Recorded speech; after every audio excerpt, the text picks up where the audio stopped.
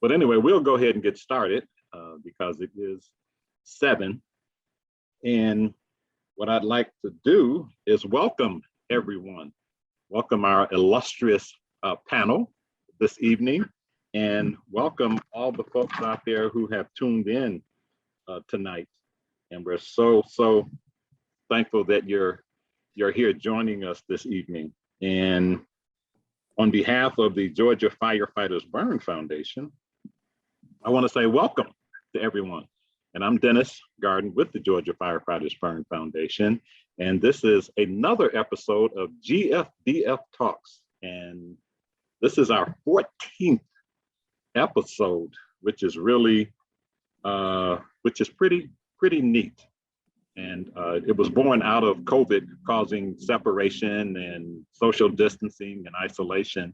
And it was something that we thought was a way we could create a touch point for folks, and not to preach to anyone, but just to sharing conversation. And tonight's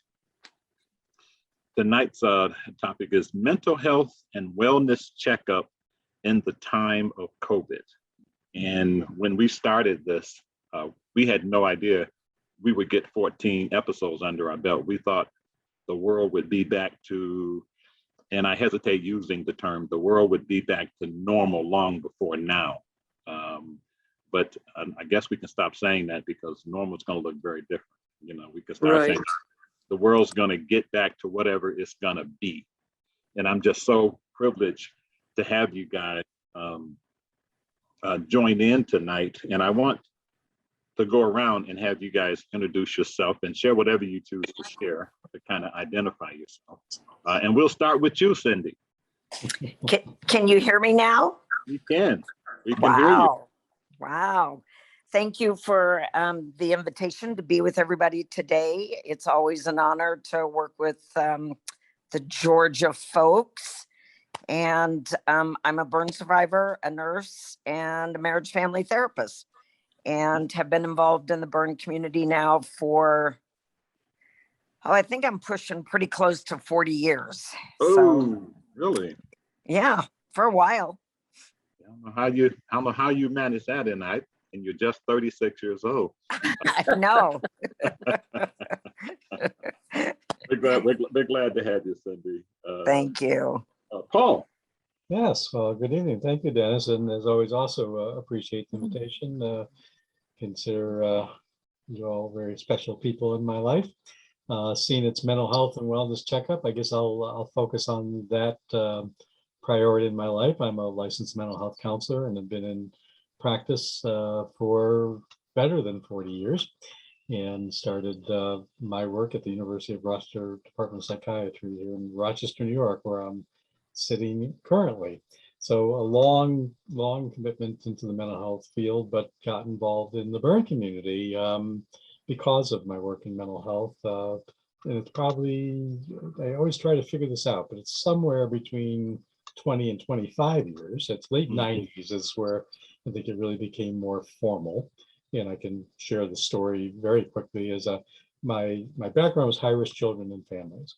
And I started working with high-risk children and started working with the City of Rochester Fire Department because they were concerned about youth fire misuse and wanted services and interventions. And at that point, there was very little understood. And they came to us at the university and said, we want you to fix these kids. And we didn't really know much about it and said, we can't help you. And there was one very sharp firefighter who said, I think I can get you a federal grant. And if any of you have worked in the university environments, I know, Terry, you do, you need your grant money. And so I said, keep talking. And he did get that grant and became immersed in that field. And unfortunately, sometimes children who mess around with fire hurt themselves. And that got me involved with our burn center at the University Medical Center. And I got talked into volunteering at camp one summer. And once you get bitten by camp, you're done. and that began to immerse me in the community, and then got more involved as in a support way of our foundation. And today I am privileged to say I'm the executive director of that foundation. And it's been just an amazing journey, and very grateful for it. Sweet, sweet. Glad to have you, Paul. And we got Terry this evening. I'm so excited about that. Terry. Okay, yeah, I'm Terry, and I am a licensed clinical social worker. I am a burn survivor, was burned when I was 6 years old. I teach social work at the University of Tennessee, and my research is primarily around improving short and long-term outcomes for people who have experienced burn injuries. Right now, I'm volunteering with the Vanderbilt Burn Center. I got their SOAR support group up and running, and that's strictly online right now, but hopefully eventually we'll be able to do it on the unit, so it's easier for people to come.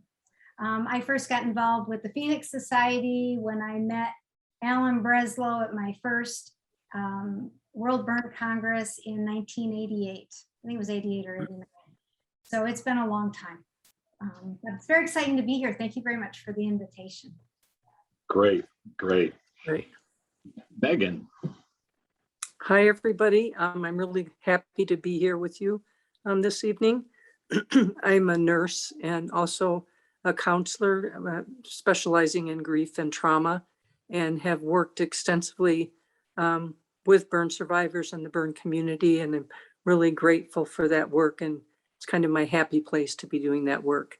And I met Amy Acton at the large hospital in Grand Rapids, Michigan, when she was manager of the burn center. So I started working with the burn center on psychosocial needs of burn survivors. And from there got into World Burn and have attended every one since '99.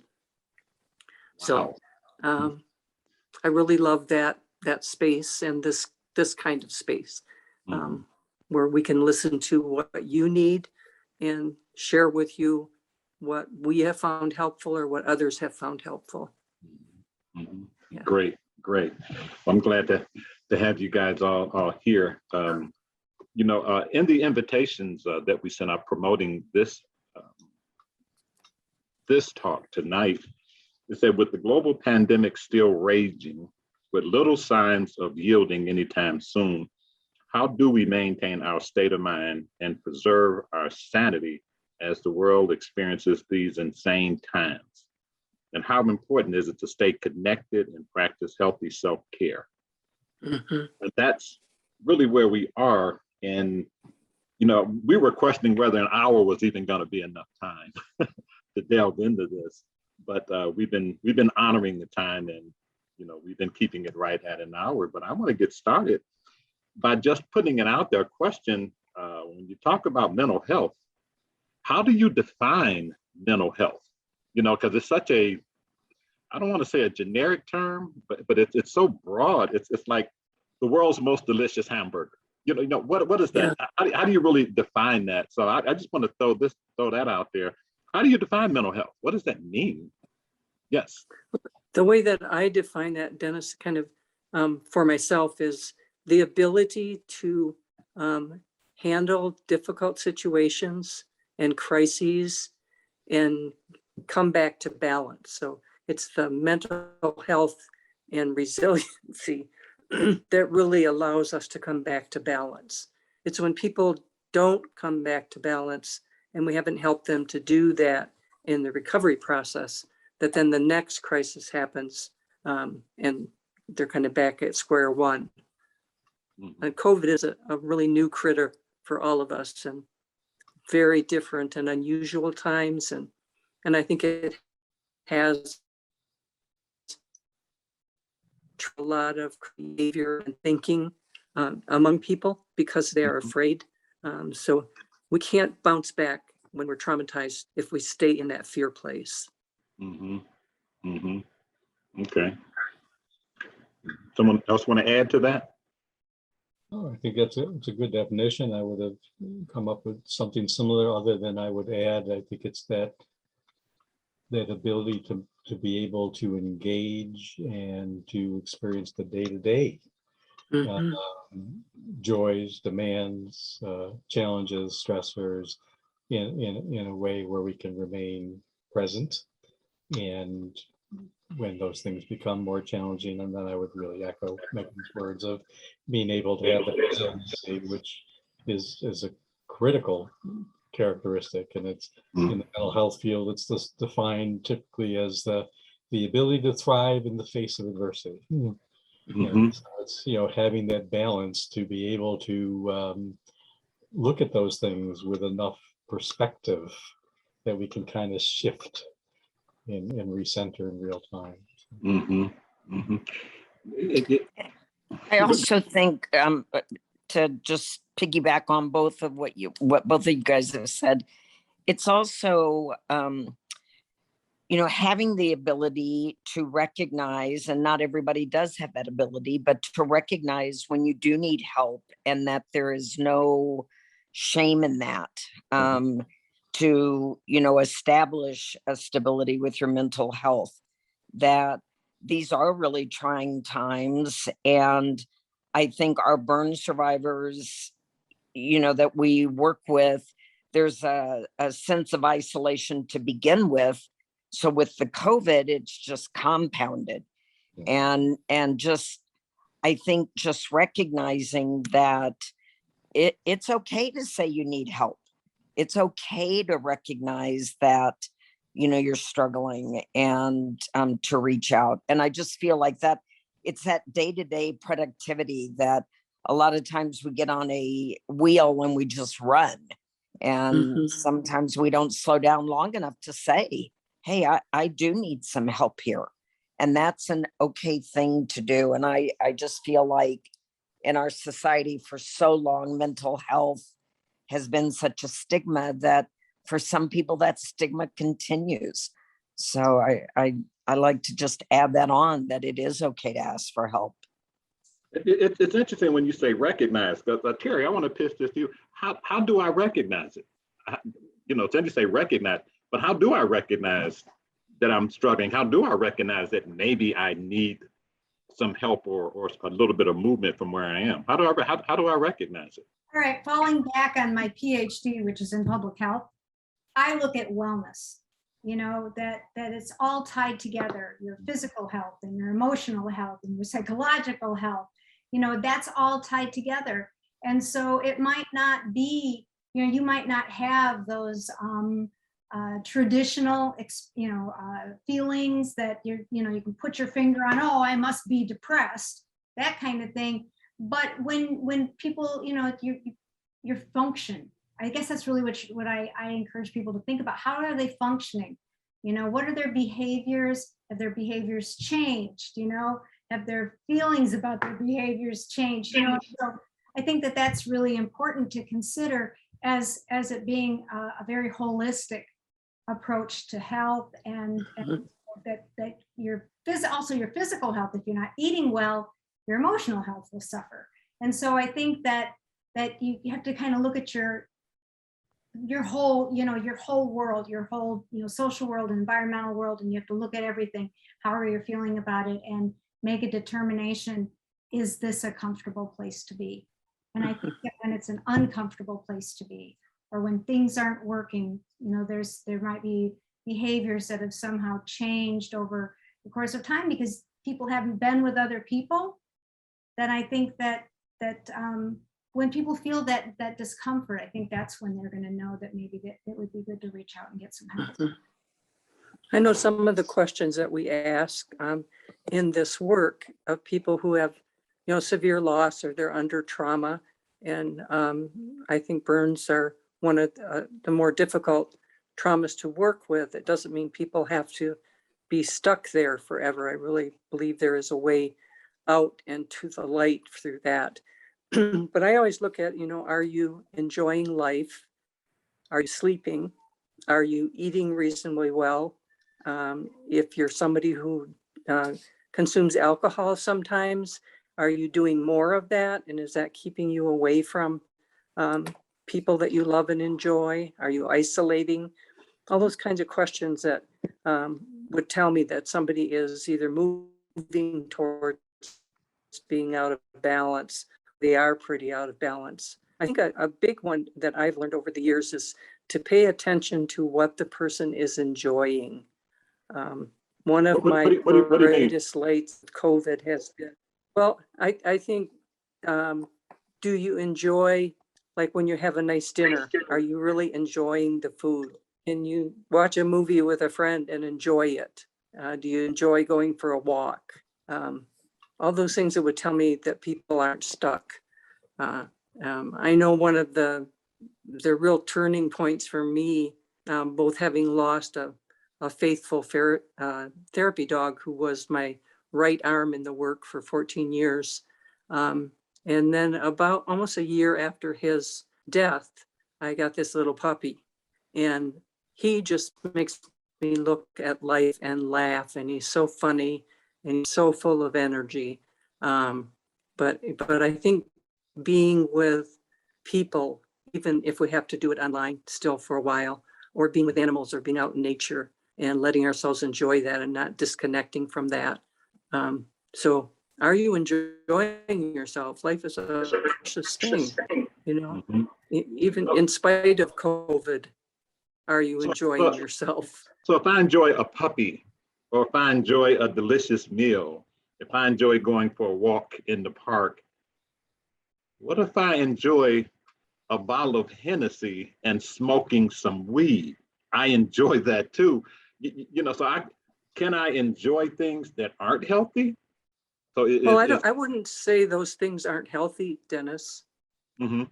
You know, I think you I'm can glad to hear enjoy you say that, but that's a story for another time. But yes. Mhm. And I think that it's an individual call about the use of those two things.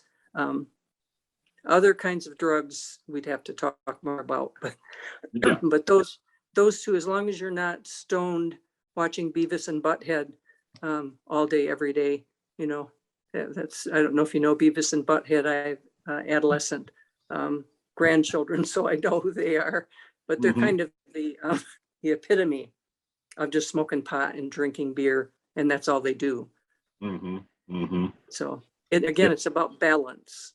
Yes, yes. And when we talk about how trauma impacts us and how we get back to balance, you know, move through it and get back to it, you know, having an illness and laid up for a couple of weeks and, you know, get past it and get back, or being involved in a car wreck and, you know, have a cast on my leg for a couple of weeks, then I get back to balance.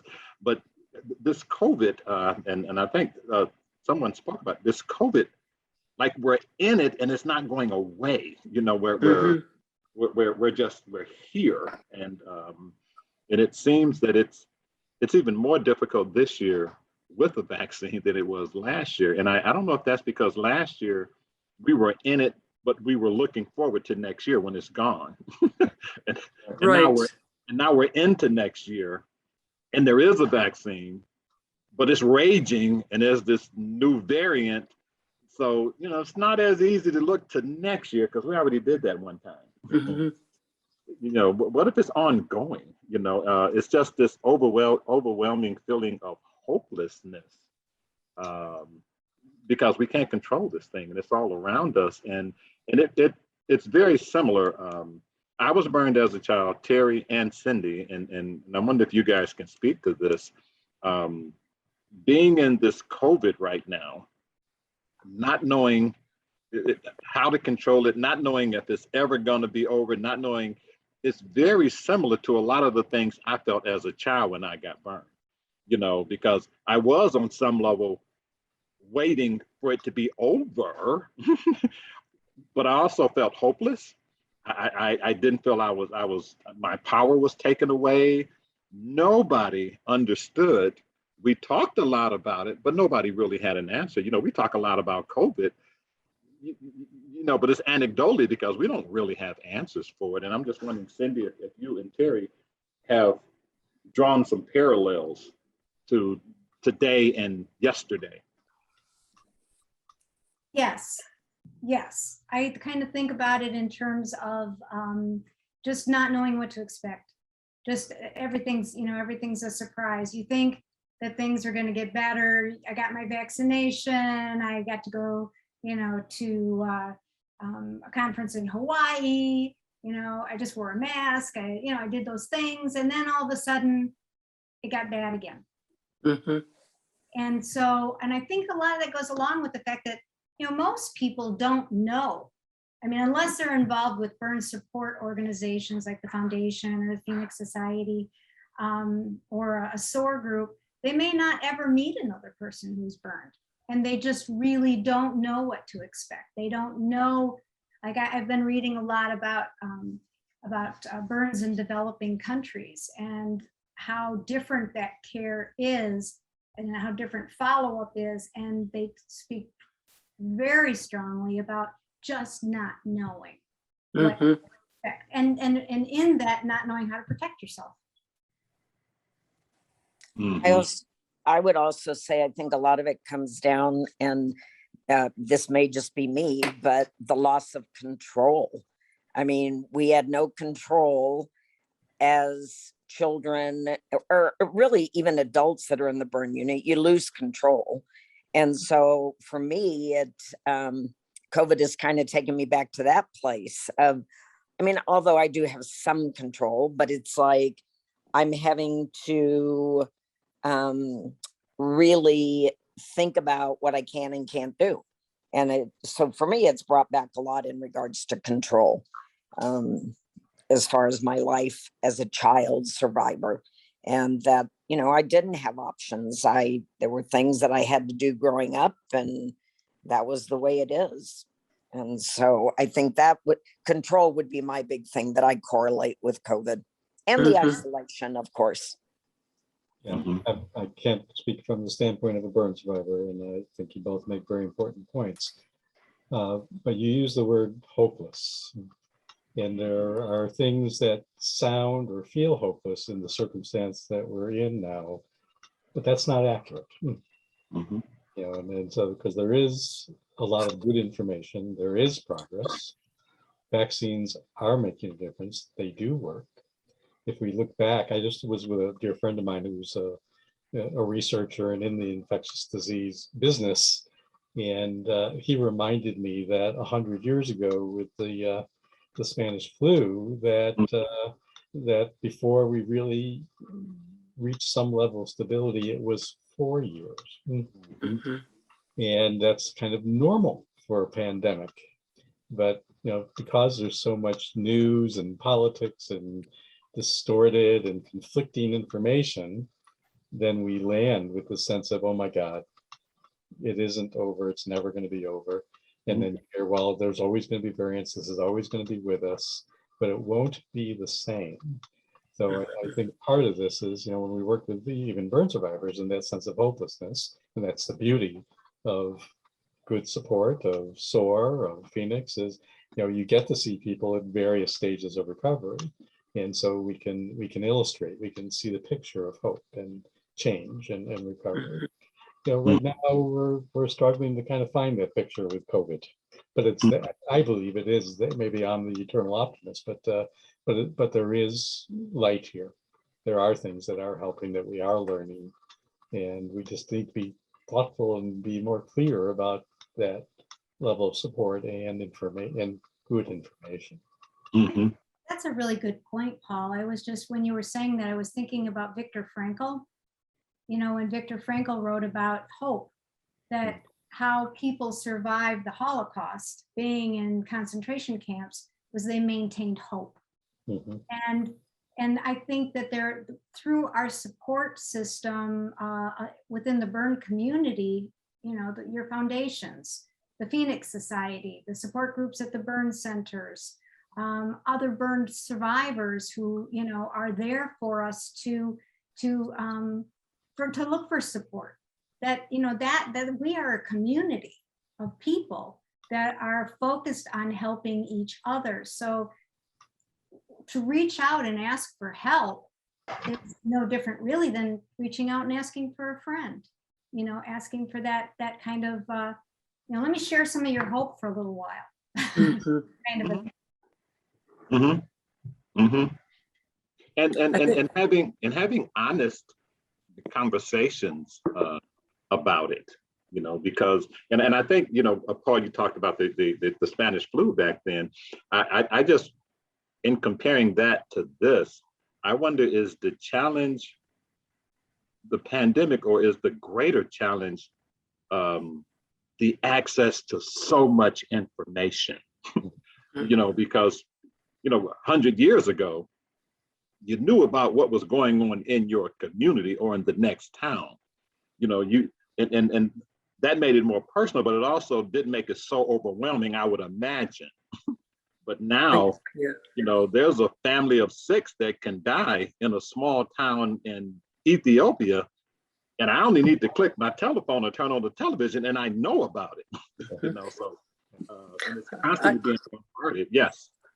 I think that's a major issue that doesn't get talked about, Dennis, and that I've had many, many burn survivors talk about this, and we hear them at World Burn and other conferences and online support, that coming up against or facing the possibility you might die is something that most people are able to dodge that awareness until much later in their life. Mm-hmm. So you have people that are operating out of misinformation because they don't think this is going to happen to them. And they're operating on misinformation. So I find burn survivors in general are much more honest about feelings and honest about what's going on with them. They're more authentic is the word I would use. But I don't think we're having those kind of conversations nationally. I think, we've created that within the burn community, safe places to talk about our fear. And ultimately, I'm not a Buddhist, but I love some of their teachings. But there's a Buddhist saying that if you conquer the fear of death, you have conquered all fear. So I really like that. But that, we just don't talk about that as a society. So, we've had more people die than in the Spanish flu in this country. So I think that just happened this last week that we turned that corner. But people are taking out their fear in misinformation and polarizing information and being against masks or being for masks, or in other words, it's become a big fight rather than let's all pull together and talk honestly with each other. And you know what, Megan, you bring up a really, really great point, though. When I look back at the history as far as burn aftercare and people being able to express their true feelings, we have come so far. I mean, even 25, 30 years ago, I think it was different. I think, there wasn't that element of being honest without being afraid.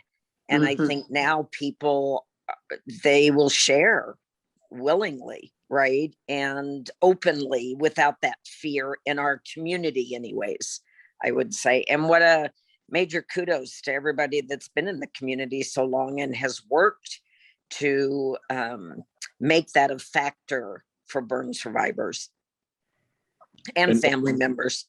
Yeah. And thank God for the community, but to step back and look at it, how unfortunate that it has to be a community to have that safe place. Right. How unfortunate, and it kind of expands like with children at burn camp. Whenever I hear a volunteer or someone say, well, we want the kids to come here and do things they can't do at home, very quick to say, oh, put the brakes on. There's nothing that happens at camp that can't happen in the real world. There might be a greater sense of support, or I might have a greater sense of comfort putting on swim trunks and showing my scars around 50 other kids that have scars. But that's not to say I can't do it at the public pool. The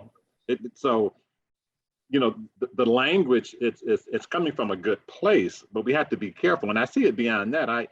In my own experience, the thing that would make me cringe is when people would tell me that everything's going to be all right.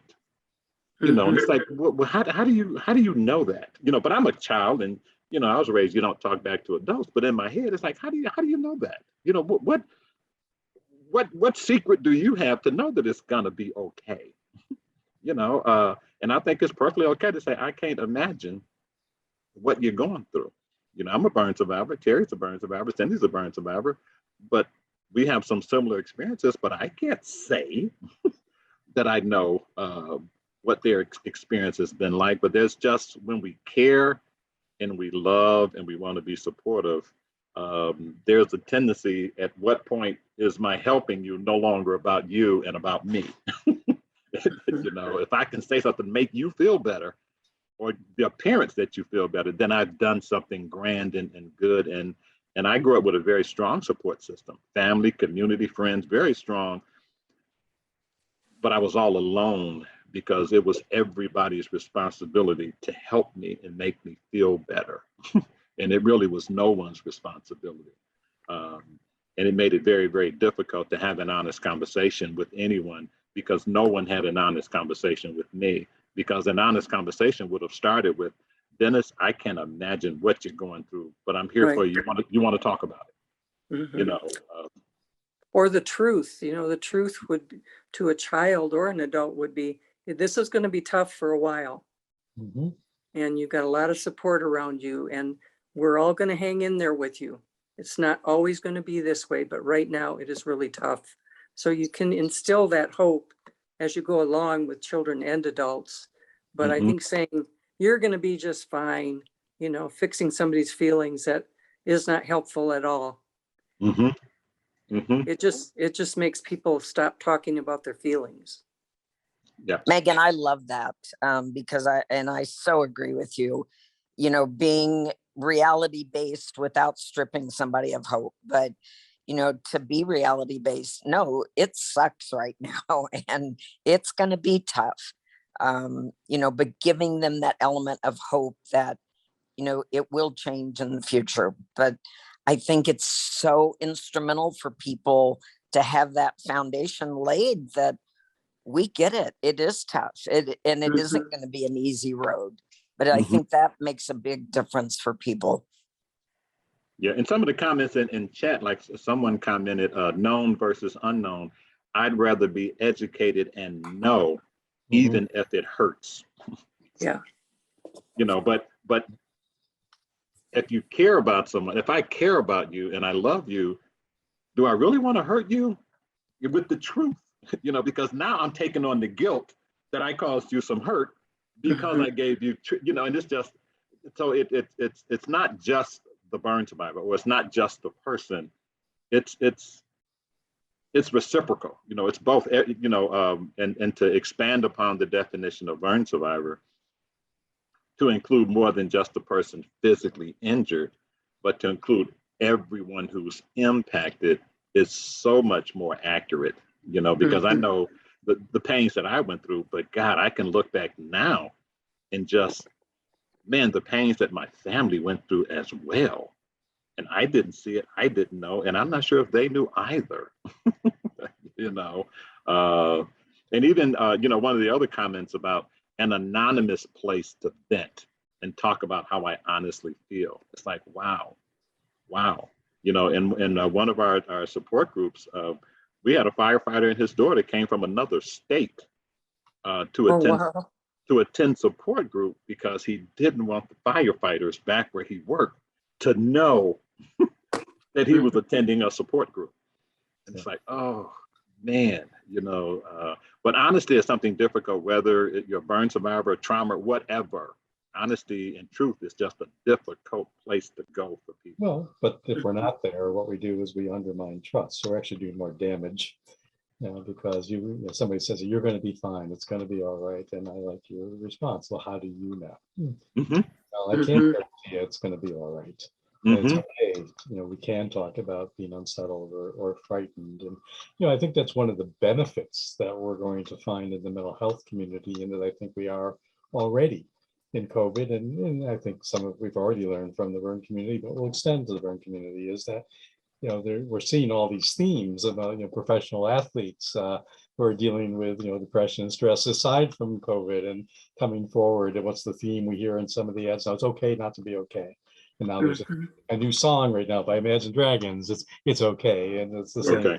the same theme, and we're getting more permission. We're talking about mental health much more.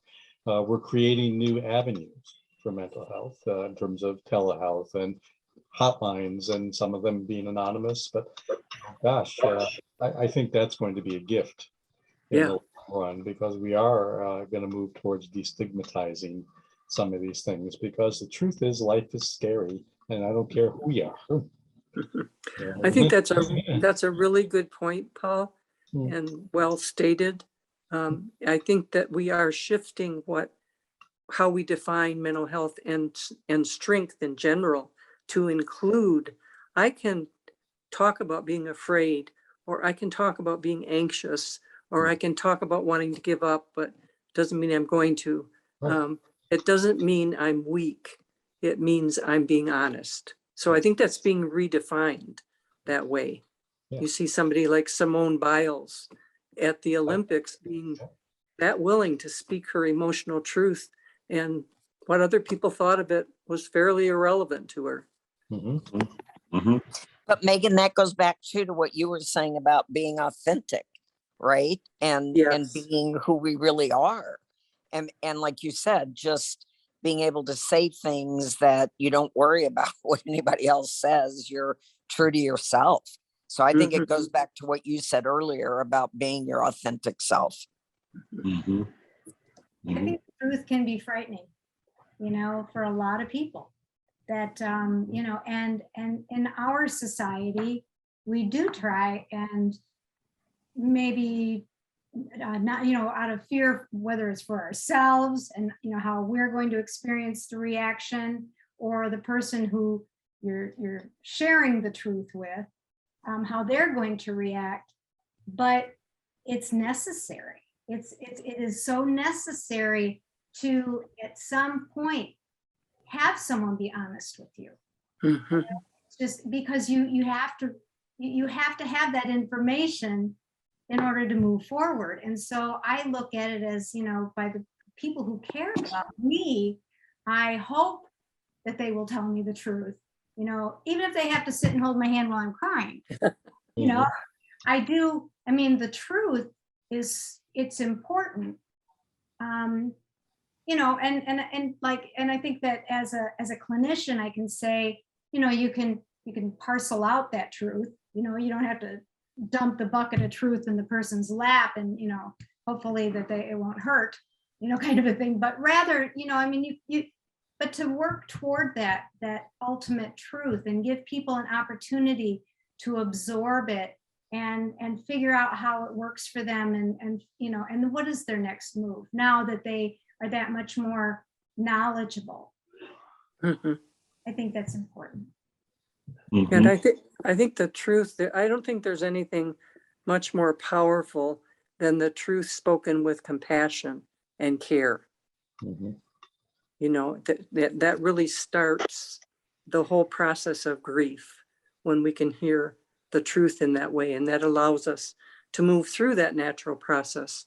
But if we're messing with the truth at the front end, then the process doesn't start to move on an emotional, spiritual level, is how I think about it. That it really requires compassionate truth telling. And even with the truth, isn't it something we have to relearn? Because even as kids, they say things, and parents will say, don't say those kind of things, even if it's how the child feels. It's honest now. It's maybe don't say it. It's just like, maybe I need to show you how to communicate that, as opposed to don't say it. Or if you Right. get a gift you don't like, you're supposed to graciously smile, because it's the thought that a person went out and bought you something. So don't dare be insulting to tell them you don't like it, even if you don't. It's the insurance man on the phone. Your mom tells you, tell them I'm not home. It's just all of these little things Mhm. that are just embedded in us, and then we become adults and got to go see therapists like you guys because things are just so discombobulated in my head, and it's safer. We say finding a safe place, but isn't it safer just to keep a secret? You know, isn't it safer just to wear a smile and keep secret how I really feel? You know, because how will you judge me? I'm already being judged on my appearance. Now, if I tell you how I'm really feeling, then you may judge me about that as well. And Terry and I were talking earlier before we got into this, and we were talking about this hospital band that I'm wearing, because I was admitted into the hospital. And I got discharged a couple of weeks ago, you know, and I'm still wearing the band. And she asked, well, do you have to go back and forth? It's like, no, I was discharged. But going into the emergency room, being in a lot of pain, finding out I had to be admitted, all of this stuff, you know, morphine, the whole nine. I won't get into what the illness was, but this hospital band was more of an issue for me than the pain and the medical reason I was in there. You know, because as soon as they put this on, man, it took me right back. Mhm. I wore one of these damn things all of my childhood, just about, you know, and it always it never represented anything good to me. So it's just interesting how things can connect you to past trauma. And I forget the term you gave me, Terry, but I really appreciate it, because I'm wearing it to see how long I can wear it to get to a point where I'm not, well, I'm no longer uncomfortable with it. Extinction.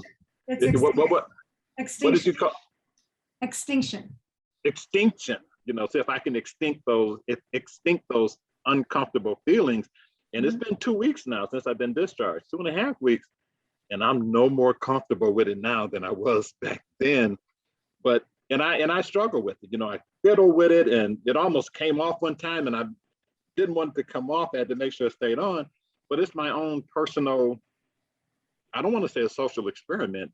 It's part of my growth, you know, and I'm not ashamed to say, you know, man, the hospital, you know, you were in the hospital, you had morphine, you were on IVs. This is the thing. And it may seem insignificant to someone else, but this is huge for me. You know, will I cut it off before I get comfortable? Will I ever get comfortable? I don't know. But as of right now, I am not comfortable with it, but I'm not taking it off yet. So it's just, I just, you know, thank you for allowing me to share that with you guys. I hadn't Yeah. intended, but it's where I'm at in my journey today when we talk about truth. Yeah, I would ask the question, Dennis, do you need to wear it? Do you need to be comfortable wearing it? To give you an honest answer, I don't know. But it just, and every time it's happened, it caught me by surprise. I say, why am I surprised? Because it always happens. So, but I always take it off as soon as I'm discharged, man, it comes off, or as soon as I'm out of that hospital, it's off. But I said, you know what, let me just see what it is. And it's forcing me to think about it. You know, I'm not burying it this time and letting it go away. It's forcing me to think about it every day. And it's been a bit of a struggle, but I think it may be cathartic, but do I need to be comfortable with it? I don't know. Maybe I don't today. Maybe that 14-year-old Dennis wants to be comfortable with it. I don't know. Well, two different things, but it goes back to our original question about what's mental health. Right. So if you have this trauma from childhood, that just even the notion of going into a hospital for any reason becomes absolutely debilitating and terrifying, then that's a disruption in what I would call kind of what we were all trying to define as normal. Because you know, it can be a very useful and important place to be. None of us go there with joy and excitement. That would be normal, to be anxious, to be unsettled. But, you know, and you're not, you know, sharing totally, but I'm hearing that there's a fly attacking me here. You know, so there it goes. You know, being desensitized or trying to reach some extinction of that sense of real horror or trauma would serve you in one sense. But to learn to enjoy that, I would go back to Megan's comment, is that, you know, part of that would be a normal response. And, you know, any of us who, you know, geez, you got to get admitted, you know, it's, oh my God, you know, there's something bad happening to me. That's not, not a good feeling. Mm-hmm. I don't know if that makes sense, but it's, there's that, where's that continuum there? It makes as much sense as what's going around in my head. But I think we're having this conversation, and I don't want it to come off that we're a group of people who've elevated ourselves to a higher plane, and we want to bring all the masses up to where we are. It's no, and I've been involved in the burn community for decades, and I strongly believe, no, I know that I bring benefit, but I also know that I get benefit, and my stuff is there too. And to ask someone else to live their truth without living my own, I'm just not sure if we can do that. And we talked about hopelessness. I don't know if we can get to hope without going through truth. We can get to something that looks like it, or we can put a label on something, but just to get there is to go through truth. And I know that there are people with this pandemic that there's a large population of people that could hold hands and sing like the old Pepsi commercial when everybody linked hands and sing, because we're all touched by, we have a burn survivor community, but this COVID has created a global community that we've been all the time. But it's too easy to point out differences, but the COVID has not discriminated. I mean, it has not. It has nothing to do with race, creed, religion, sexual orientation, financial status. We were all in the same thing, and we are still in the same thing. And I think that there's some comfort in distraction. And I think some of the things that you were talking about, Megan, I think some of that is, whether conscious or subconscious, it's a distraction, because if I can look at all the reasons why we shouldn't do something, it gets away from looking at the issue. It's kind of like being on a plane. When people are in flight, people don't engage in a conversation about plane crashes, while they're in the air, because it somehow makes it more real, the possibility. And I think COVID and where we are now with that, and all we can do is come on and talk about it and create a space where people can, just to know that somebody else feels like I feel, kind of helps me not think that I'm as crazy as I think I am. I think that's really important. That with that, talking about your truth, is that it gives, it allows other people to actually feel free to experience their own feelings. Mm-hmm. It gives a freedom, an element of freedom when you share your truth, like you did about the hospital bracelet. Mm-hmm. What I thought about was the mask. I don't like wearing a mask because I identify so much with the burns on my face. And I was at the doctor, a new doctor, not too long ago, and he said, "What do you mean you're burned?" Because he couldn't see it. It was covered up with a mask. Mm-hmm. And, Mm-hmm. I had to laugh at myself, because I realized that, I never have been able to hide my burns, but with a mask, there you go. So it just was, and so I almost resent it for that reason. Isn't that crazy? But it's true. Mm-hmm. And this conversation about mental health, about therapy, about seeking therapy doesn't mean that I'm crazy. And one of the support groups I've been involved with, it says people ask for help not because they're weak, but because they want to remain strong. Mm-hmm. And that's so key for people to know that, because asking for help, and Cindy, you talked about the stigma attached to it, that means I'm either crazy or I'm weak because I need help. And help is not always for the person asking, it's also for the person who's in a position to provide some help,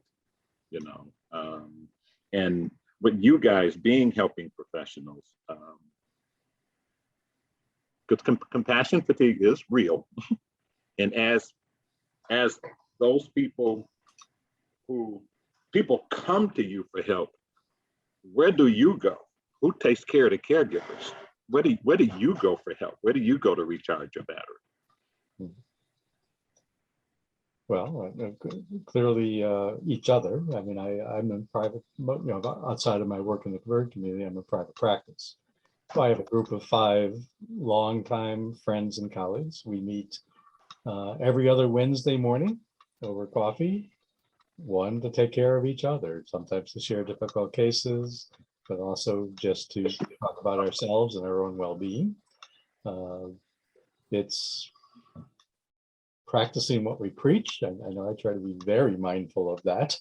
In fact, I'll gonna go for my 3-mile walk after we're done tonight. So trying to get some exercise, get outside. I mean, we're all, as you said, I mean, it is a global community here. We're all under this cloud and this vulnerability, which isn't equal for everybody. I think needs to be said, but there is an equality in it that everybody is vulnerable to it. And it's interesting, even in my own sense, I'm as an older person and falling into that high risk group. Once we got vaccinated and we had that initial, sense of hope, and if you were with other people who are vaccinated, you're okay. Well, I was doing mostly telehealth. I had one of my longer term clients on talking on the screen like we are now, going, "Hey, you're vaccinated, right?" I went, "Yeah." And he goes, "Me too. I can come back to the office, right?" And my first reaction is I put my hand up to this, "Oh, wait. Right. And then I went, "Well, wait a minute. I guess you can." But my first reaction was panic. Mm-hmm. And so what do? I started kind of doing the things we're talking about, talking to some of my wife, some of my friends, some of my colleagues. What are you doing? How are you looking at that? How are you thinking about that? That scared me when they said that. And I'm like Paul, I reach out to my friends and other people, whether in the burn community or not, that I trust and that I'm close with, but just recognizing, that yet, like you said, Dennis, we also need to reach out and get help and, and really basically practice what we preach. And so it's been a struggle for me to reach out and ask for help. I've had to really learn that skill. And part of that, I think, for me was growing up. I had an incredibly great family, but I was always okay so that they were all okay. Mm-hmm. So that's my adult motto a lot of times. Oh, I'm okay. I'm okay. But acknowledging that it's okay to not to be okay. Yeah. and sharing that with my friends. No, I'm really not okay right now. So. Mm-hmm. You're muted, Megan. You're muted.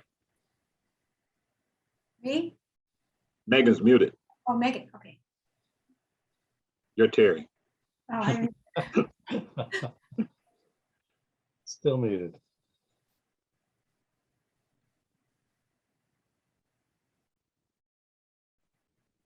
While she's figuring that out, how about you, Terry? Oh, okay. I was thinking about, I think that you can go to different people for different things. Like I don't necessarily talk about my academic woes, with my friends, but I would talk about that with my colleagues. Like I go to today actually, I went to my mentor because I had got, I had one of my manuscripts had been rejected for the 4th time, and I just was tired. I got really tired. Plus it's been raining for 5 days, and I just realized that I just became so overwhelmed. It was like, okay, now I know, even though I probably would have gotten over it on my own, I gained a lot of insight by talking to somebody who had so much more experience in this profession than I do. And I just asked him, I was like, how did you do it? How do you do it? And being open to learning new ways of handling things, or, even to feel like he gave me some things that I could do to help myself, and to help the process as well. Mm-hmm. Mm-hmm. Well, I think can you hear me now? Yeah, we can. Okay. I think as therapists, our work is most of the time pretty intense and serious. Although sometimes it can be playful, that's part of it too. But I think most of the time it's intense, and it's very important to come back from that edge. Watch a funny movie, read a book that's not about work, but that's just for enjoyment. Develop other hobbies. We don't need to be immersed in the trauma and grief all the time with somebody or with ourselves. Very good point. Yeah, yeah. And I'm looking at our time, and we want to be mindful of the time. And I didn't do my shameful plug at the beginning about the Georgia Firefighter Burn Foundation. Our mission is to partner with the fire service and burn care community to provide safety and prevention education, support medical facilities, and assist burn survivors in their recovery. And the genesis of these GFBF talks, it comes right from that, assist burn survivors in their journey of recovery. But where we are now, it's evolved into assist people in their journey of recovery, because it's so much more than just burn survivors. And it's just been so cool to have you guys on here. But I'm gonna give you each a moment to share a word of wisdom before we say adieu. And we'll start with you, Megan, to share a word of wisdom or encouragement to those who are listening in. Okay, well, I hope that it's both of those things. I know there are studies that have been done now that show that being a kind person or doing a kindness for somebody helps us feel better, you know. So I think remembering to be kind is one way we can keep our balance. So if, like with COVID, if the anxiety has a hold of us, we're much less likely to be consciously aware of being kind. But I think that comes with, caring about people and doing things for, excuse me, the fall allergies are here, doing things for them in general, that it's that healing and caring are a circle. I think love is a circle. You can't stand in that place and put that out in the world without that coming back to you as well. Great. Terry, words of wisdom or encouragement, or an encouragement? When taking off from Megan, I was thinking, being kind to others, but being kind to yourself. Oftentimes we have much greater expectations of ourselves than other people have of us.